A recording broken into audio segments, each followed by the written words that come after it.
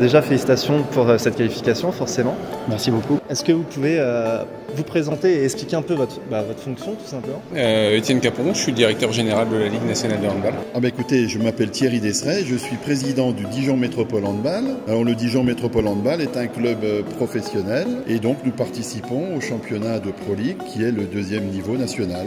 Alors demain, du coup, gros match forcément. Comment on appréhende un match comme ça? Alors ça fait 15 jours, nous déjà qu'on sait qu'on est qualifié pour ce match-là, donc on a eu le temps de récupérer un petit peu, de travailler un peu sur nous, le temps de connaître notre adversaire, une fois que les quarts de finale ont été faits, et puis voilà, analyser, préparer le match comme on le fait plus ou moins d'habitude. Et là, on est à l'hôtel, à huis clos, donc la préparation est un peu différente. Voilà, la pression commence à monter d'un cran, donc c'est plutôt agréable pour l'instant. Eh bien, justement, vous parlez beaucoup du DMH comme le club qui reçoit. Comment vous avez choisi Dijon? Est-ce que c'est pour la ville? Est-ce que c'est pour le stade? Qu'est-ce qui vous a fait vous rendre unanime à ce point? C'est un tout, une enceinte de qualité, adaptée à ce type d'événement avec la bonne jauge, une terre de handball, un club qui connaît l'organisation de ce type d'événement et ce niveau de jeu, et aussi une première expérience réussie la saison dernière. Et comment on appréhende moralement et physiquement le fait de se dire c'est chez nous, on doit la gagner, quoi? Ouais, alors si c'était pas chez nous, on devrait la gagner aussi finalement, donc on s'appuie plutôt sur ce qu'on a vécu cette année, et c'est vrai que cette année le public a été vraiment derrière nous a vraiment poussé et a vraiment contribué à beaucoup de performances et de résultats qu'on a fait à domicile. On l'a bien vu cette saison, à chaque fois le palais était bien garni et plein à craquer sur les matchs comme Tremblay et contre Saran,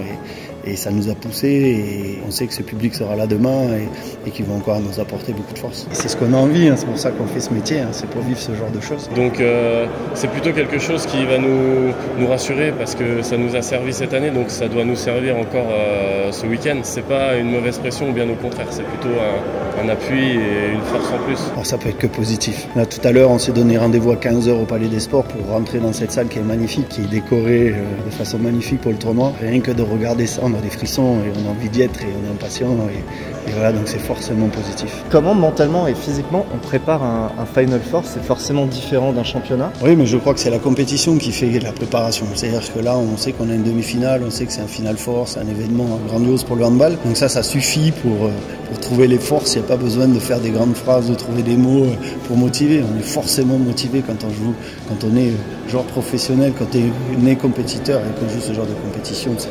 Voilà, il n'y a pas besoin de faire des phrases pour trouver la motivation. Je crois qu'on a tous envie, on est impatient. Voilà. C'est différent dans le sens déjà où on n'a pas enchaîné. On s'est retrouvé au dernier match à apprendre qu'on ne faisait pas le quart de finale à la fin du match sur le terrain, alors qu'on pensait s'entraîner dimanche, repartir sur un match mercredi, samedi. Donc déjà, voilà, on a l'impression tout est retombé un petit peu. Ensuite, comme je le disais, on a récupéré. Après, voilà, on se prépare un petit peu, on sent la pression monter petit à petit, on a pu régler des choses entre nous, et après on a rebossé sur Tremblay. On est allé un petit peu plus loin dans toute l'analyse vidéo qu'on peut faire d'habitude. Voilà, on a pris le temps de faire les choses et de les faire bien, et je pense que voilà, on a utilisé nos 15 jours au mieux. En tant qu'ancien basketteur, comment vous est venue cette envie de vous lancer dans le handball et d'être maintenant directeur de ligue? C'est quand même exceptionnel. Exceptionnel, non, puisque parmi les directeurs généraux de ligue, la plupart n'exercent pas dans leur sport de prédilection. Écoutez, c'est des opportunités professionnelles, sont des études qui nous mènent à viser ce type de poste, et ensuite ce sont des opportunités professionnelles qui se créent. On n'est pas forcément attaché, pieds et poings liés avec notre discipline de prédilection. En 2004, un poste s'est ouvert, j'ai postulé. Et encore une fois, c'est pousser les bonnes portes pour saisir les opportunités. Comment t'es venue cette idée et cette envie de devenir handballeur professionnel? Issu d'une famille de sportifs, voilà, ma mère faisais du hand, mon père a fait du hand et du foot, donc voilà, j'ai fait du hand à Beaune, je suis originaire de Beaune, donc j'ai commencé à Beaune avec des copains, j'ai continué et petit à petit, là on arrive au lycée, en sport-études, ça se précise un petit peu et voilà, j'ai eu aussi de la chance à certains moments de pouvoir faire ça et ça s'est construit petit à petit, quoi. À quel moment on décide de faire ce virement de vie et de devenir président d'un club tel que le DMH pardon. À l'origine, c'était toute cette ferveur et cette admiration que j'avais des joueurs de l'époque et du handball qui était mon sport de pratique quand j'étais au collège. Et puis en fait, moi je me suis mis à mon compte à l'âge de 20 ans et j'étais promis un bel avenir en handball, mais sauf qu'à l'époque c'était pas professionnel. On jouait au plus haut niveau, mais on avait un métier à côté. Et du coup, les années se sont passées, et puis j'avais toujours ce sentiment d'inachevé par rapport à la carrière de handballeur que j'aurais pu réaliser. Et donc voilà, je me suis retrouvé président, passionné au départ, toujours autant passionné, même si je peux vous dire que la tâche est rude et que c'est beaucoup de travail et beaucoup de stress au quotidien. Et alors comment on gère la vie de sportif de haut niveau? C'est un rythme que moi personnellement j'adore. Maintenant c'est un rythme particulier, quand même tout le monde n'aimerait pas. Maintenant moi j'ai 33 ans donc j'ai appris ce qu'il me fallait, ce que j'avais besoin, gérer la nourriture, le sommeil, le temps libre, le temps de loisir aussi, et voilà pour faire un petit équilibre qui me convient bien. Donc on apprend aussi en faisant des erreurs finalement. On se trompe et puis voilà. Et si j'avais un message à faire passer aux jeunes, dans votre vie, ayez un objectif déterminé et vous y arriverez. Est-ce que tu as un pronostic? Est-ce que pour toi, la DMH, vous pouvez le faire ou est-ce que ça va être compliqué? Il va falloir bosser d'arrache-pied? Il va falloir bosser d'arrache-pied, ça va être un match très difficile, mais on peut le faire. On a largement nos chances. Voilà. On a prouvé qu'on était capable de le faire, on doit être déterminé et confiant, mais par rapport à ce qu'on a fait, mais pas détendu. Comme on va l'aborder. La vie vaut le coup d'être vécue et dans la carrière d'un joueur, je pense qu'ils ne vivront pas beaucoup de matchs comme ils vivront demain, en plus devant leur public, leurs partenaires institutionnels, privés. C'est vraiment une occasion unique. Je suis confiant, on est prêt, ça c'est sûr. Après, évidemment que Tremblay est une grosse équipe et qu'il va falloir batailler. On s'est préparé, on a bien travaillé, les joueurs ont été sérieux, on vient de faire une saison plutôt positive, on ne va pas se le cacher, donc on est prêt et je crois que le groupe est prêt et voilà, on a hâte d'y être. Je suis très très mauvais en pronostic, mais je pense que ça sera la meilleure équipe de la saison qui gagnera. Et si je peux me permettre, il ne faudra pas trembler demain? Elle est facile, mais on ne va pas trembler demain.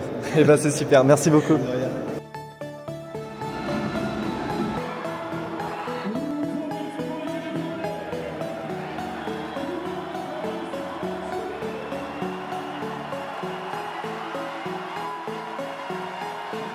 Je suis très fier d'être capitaine d'une équipe comme ça et aussi par rapport pas ce qu'on dit, mais il y a des joueurs comme par exemple Quintal Gunman qui font un gros match. Ça reflète les valeurs de notre équipe, ça reflète tout ce qui s'est passé cette saison.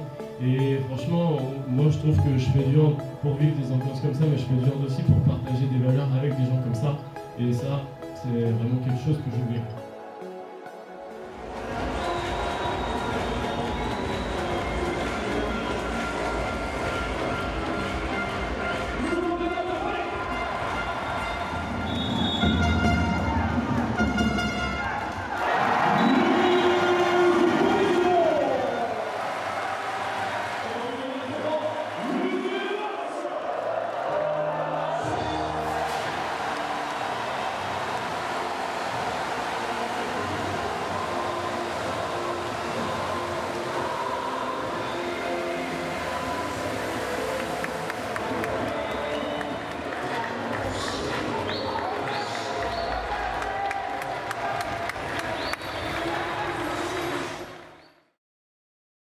Eh ben Pierrick, félicitations. Merci. Il y a 2 jours, tu nous disais je le rêve de ce premier titre. Qu'est-ce que tu ressens? Alors beaucoup de fierté aussi, finalement c'est peut-être bête, mais beaucoup d'amour pour tous les gens avec qui je l'ai partagé sur le terrain. On a partagé plein de choses aussi avec le public, voilà, c'est C'est un mélange de tout. Je réalise pas trop. Autant hier, on réalisait bien qu'on allait être en première division. Autant là, c'est bizarre, voilà, avec la fatigue, l'émotion, le stress, tout ça, ça se mélange un peu. Mais voilà, on partage surtout ça entre nous et c'est un vrai truc. Ça fait un peu bateau de dire ça, mais une aventure de vrai gars, quoi. Donc moi, c'est ce que je recherche en faisant du handball. Eh bien, tout d'abord, félicitations à toi, Marc. Quel match! Déjà hier, très gros match avec beaucoup de buts. Aujourd'hui, homme du match. Comment on se sent là après ce match-là? Sur un nuage, tout simplement. On savoure ces moments-là parce qu'on n'en a pas beaucoup dans une carrière. Et après, j'ai eu la chance de faire donc, ma 3e montée en première division avec Dijon. Et c'est une fierté pour moi, en étant en plus un joueur local où j'ai grandi à Dijon, je suis né à Dijon et j'ai fait toute ma carrière à Dijon. Donc pour moi, c'était voilà, une fierté. Thierry, 2 jours après, c'est sa consécration. Comment vous le vivez? Des moments comme ça, on les vit très bien parce qu'un titre de champion de France, c'est gravé dans les annales. Voilà, c'est ce que je dis à mon fils, à mes copains. Quand vous taperez sur Google champion de France de Pro League 2023, vous verrez apparaître Dijon Métropole Handball. Voilà, c'est pour l'éternité, c'est notre éternité à nous et on en est très fiers. Premier titre pour certains, comment vous allez le fêter? Dignement.